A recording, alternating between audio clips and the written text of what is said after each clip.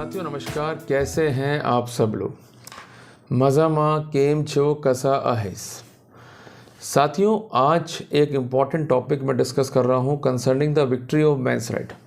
और आज का जो मूड क्वेश्चन है जिस पर हम डिस्कस करेंगे कि लड़की ने लड़के पर डाउरी केस जो है फाइल कर दिया और वो केस जो है कंटेस्ट हुआ या कॉम्प्रोमाइज़ हुआ और अल्टीमेटली कॉम्प्रोमाइज़ के मार्फत लड़के ने यह तय किया कि मैं आपको म्यूचुअल डिवोर्स दे दूंगा और लड़की ने यह तय किया कि मैं सारे केस जो है विड्रॉ कर लूँगी। उसके बावजूद भी लड़की केस विड्रॉ नहीं करती है तो वहाँ पर लड़का क्या कर सकता है, उसके अधिकार कानून में क्या है और किस प्रकार वो अपने राइट्स को सिक्योर करते हुए आगे बढ़ सकता है। ये एक बेसिक फंडामेंटल क्वेश्चन है और एक बेसिक प्रॉब्लम है इंडियन सिटीजन की कि हम लोग लड़की पर जो है विश्वास करते हैं, वो या तो ज़ीरो अमाउंट पे जो है राज़ीनामा करती है या कुछ अमाउंट लेके जो है राज़ीनामा करती है, म्यूचुअल डिवोर्स जो है ले लेती है, सेकंड मैरिज भी कर लेती है और हमको जो है लड़का के चली जाती है। तो वहाँ पर करें क्या, कानून में हमारे राइट्स क्या है, ये सब मैं डिस्कस करूँगा आज के अध्याय में। टॉपिक काफ़ी इंपॉर्टेंट है और एक रिसेंट जजमेंट भी मैं डिस्कस करूँगा राजस्थान हाईकोर्ट का, जहाँ पर एक लड़का अपने राइट्स के लिए लड़ा और उसने इस मूड क्वेश्चन को पॉजिटिव वे में जो है तय कराया। कम से कम एक बड़ी जीत है मेंस राइट की। तो पूरा मामला क्या है ये मैं डिस्कस करूंगा by the way of presentation और उस लड़के ने क्या क्या स्टेप लिए, क्या क्या इवेंट्स करे, ये सब भी मैं समझाऊंगा आपको आज के केस के अंदर। तो साथियों एक इंपॉर्टेंट केस स्टडी है, एक कॉपी और एक पेन लेके बैठे, जो कुछ बता रहा हूँ उसको नोट डाउन करते हुए चलें। काफ़ी हद तक आपको ये वीडियो जो है सहायता प्रदान करेगी, काफ़ी हद तक आपके जो कन्फ्यूजन्स हैं, जो आपके डाउट हैं, उसको दूर करने में सहायता प्रदान करेगी। तो साथियों शुरू करते हैं आज का presentation. Let's move on the screen. साथियों अब हम आते हैं इस मामले के बेसिक फैक्ट्स के ऊपर। इस मामले के बेसिक फैक्ट क्या है कि एक FIR सेक्शन 498 है, सेक्शन 406 IPC में जो है लड़की पक्ष ने दर्ज कराई PS कोटा महिला पर। क्लियर है। और उसके वही आरोप थे कि मुझे दहेज के लिए प्रताड़ित किया गया, मुझे मारा पीटा गया और मेरा जो सामान था जिसको हम स्त्रीधन भी कहते हैं उसको हड़प कर लिया गया और अल्टीमेटली मुझे जो है घर से बाहर निकाल दिया गया और मैं दर दर की ठोकरें खाने पर जो है मजबूर। क्लियर है। ये बेसिक फैक्ट्स आपको हर FIR में जो है देखने को मिलेगा। सबसे मज़े की बात है ये मैरिज जो है कुल चली 6 महीने। अब 6 महीने में प्रताड़ना हुई या लड़की ने जो है फेक स्टेटमेंट दी है, ये काफ़ी इंपॉर्टेंट था। इस केस में FIR से पहले और FIR के बाद पुलिस ने जो है लड़के को सम्मन किया और लड़का बहुत डिप्रेशन में था और घबराया हुआ था कि मैं करूं क्या, क्योंकि ज़िंदगी में जिसने कभी थाने कचहरी का मुंह नहीं देखा, परिवार भी इज्जतदार, कभी थाने कचहरी का मुंह नहीं देखा और लड़की पक्ष भी वेल नोन थे इनसे और शादी इसलिए करी थी कि भाई सब कुछ ठीक रहेगा, लड़की जो है साथ निभाएगी, पर लड़की ने तो उल्टा कर दिया। अब लड़के ने क्या एविडेंस दिया कि इस लड़की के जो है अवैध संबंध है, ये इसके बेसिक आरोप थे इसके ऊपर। और इसके अलावा इसके आरोप थे कि मैंने क्रूरता नहीं करी, उल्टा क्रूरता जो है मेरे साथ में हुई है और इसने अपनी जो मेमोरेंडम होता है या जो ज्ञापन होता है इसके साथ कई फोटोग्राफ ऐसे पेश किए है जो आपत्तिजनक हो सकते हैं। क्लियर है। बट पुलिस ने जब पूरे फैक्ट्स को देखा, कंसीडर किया, तो पुलिस का ये मानना था कि इस मामले में लड़की ने बढ़ चढ़ के जो है झूठी रिपोर्ट लिखाई है, जबकि लड़की जो है अपने कंडक्ट की दोषी है और मामले में जो है FIR दी गई। लड़की ने जो है वो प्रोटेस्ट फाइल करी और कोर्ट ने जो है प्रसंज्ञान लिया और लड़के पक्ष को जो है तलब किया। अल्टीमेटली लड़का जो है कोर्ट में अपीयर हुआ विथ हिज फैमिली और उसने कोर्ट से जो है अपनी बेल करा ली। इवन बेल के टाइम में भी इतने अपोजिशन इन लड़की पक्ष ने करे कि मैं आपको बता नहीं सकता हूँ। पर एक बात समझनी होगी यहाँ पर आपको कि बेल की स्टेज पर जब कोर्ट सम्मन करता है आपको जमानती वारंट से, एक बात आप समझ लेना, तो लड़की का वकील का लड़की का कोई भी व्यक्ति जो उससे कंसर्न हो कितना ही भारी अपोज कर ले, उससे कोई फ़र्क नहीं पड़ता। अगर सम्मन करा है बेलेबल वारंट से और मामला 498A 406 IPC का है तो वहाँ पर कोर्ट को आपको बेल देनी ही होगी, ये आपका बेसिक राइट है। समझ गए मेरी बात को। कोर्ट वहाँ पर आपको बेल देने से मना नहीं कर सकता है। क्लियर है। तो बेल हो जाने के बाद लड़का जो है कंटेस्टिंग मोड पे था।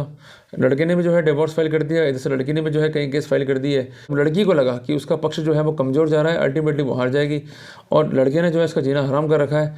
तो उसने जो है एक पेशकश करा राजीनामे का, पर जो लड़की की माँ थी, जो उसका भाई था और जो उसकी बहन थी, इन्होंने राजीनामे के लिए मना ही कर दिया, भाई हमें राजीनामा नहीं करना।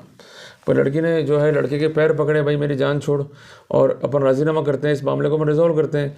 तो लड़का भी सोचे भाई चलो ठीक है कि वो अपनी लाइफ में खुश रहा है, मैं अपनी लाइफ में खुश रहूँ। तो लड़के ने विश्वास करते हुए जो है राजीनामा किया और उस राजीनामे में तय हुआ कि जो केस है 498 है 406 IPC का, वो लड़की विड्रॉ कर लेगी और जो म्यूचुअल डिवोर्स है उस पर लड़का साइन करके लड़की को जो है डिवोर्स दिला देगा। अब लड़के से गलती क्या हुई यहाँ पर कि लड़के ने जो है डिवोर्स दे दिया पहले और इस केस को विड्रॉ नहीं कराया। जैसे डिवोर्स हुआ, लड़की को तो मिल गया लाइसेंस, चेहरे पे जो है मुस्कुराहट थी, अल्टीमेटली उससे जो है कर ली अन्य कहीं विवाह। अब अन्य विवाह होने के बाद भी लड़का उससे टच में रहा कि मेरा जो केस अभी भी पेंडिंग है, जो आपने मेरे खिलाफ किया था, जिस पर ये विश्वास आपने दिलवाया था कि मैं इसको विड्रॉ कर लूँगी, इसको विड्रॉ कर लो। पर लड़की ने जो है टालमटोली करी और अल्टीमेटली जो है इस केस को जो है वो टालती रही। इन द मीन में जो है कोर्ट ने भी प्रयास कर लिए राजीनामा के, बट वो सारे प्रयास जो है विफल रहे। बट कोर्ट का झुकाव जो है टूवर्ड्स लड़की पक्ष दिखा।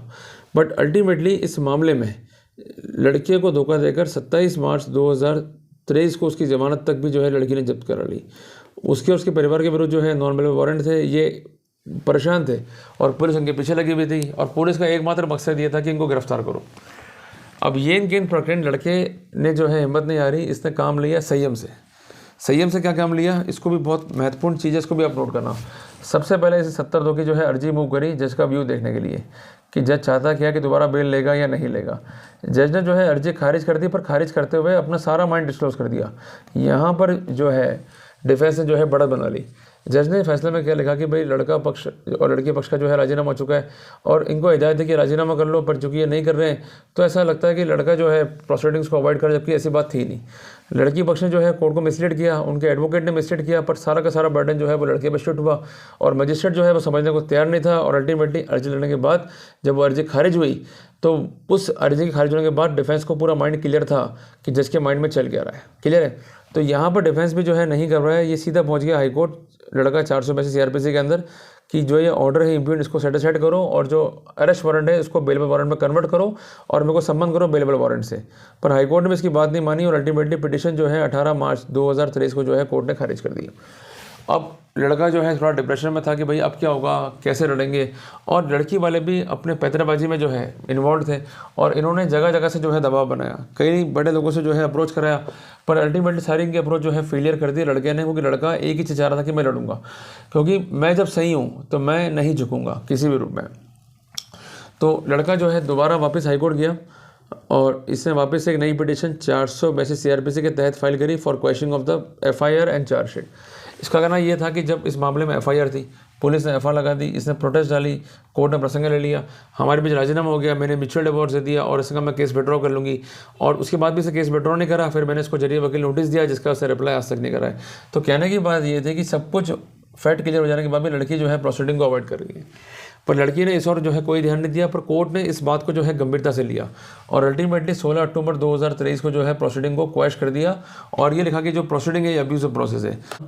तो जिस जजमेंट पे जो है रिलाई किया गया उसका नाम था स्टेट ऑफ हरियाणा वर्सेस भजन लाल, और इसके अलावा जो ये आउटकम जजमेंट है उसका नाम है वैभव बनाम सरकार। तो कुल मिला के इस लड़के ने मैजिस्ट्रेट के लिए काम किया और एक मिसाल जो है क्रिएट कर दी कि अगर लड़की पक्ष राजीनामे के बाद धोखेबाजी करती भी है तो वह लड़का नहीं झुके, एक्सटॉर्शन का शिकार ना हो, तो वो सीधा जो है 482 में मूव कर जाए, डॉक्यूमेंट पे रिलाई करें और अल्टीमेटली प्रेयर करें क्वेश्चन की, और 100% सक्सेस मिलेगी अगर आपका राजीनामा जो है प्रॉपर लिखा गया है और उस समय सारे प्लीज़ को जो है आपने कवर कर लिया था। तो कहने की बात है कि घबराने का नहीं है, हमें पॉइंट्स कवर करते हुए चलना है और हम निश्चित तौर पर जो है जीत जाएंगे। और जब लड़का पक्ष जीता तो वो वास्तव में जो है ना केवल खुश था, अभी तो उस बात की तसल्ली भी थी कि लड़की को दोबारा जो है सबक सिखाया और ऐसी लड़कियों पर भी जो है सख्त कार्रवाई फिर भविष्य में आप करो।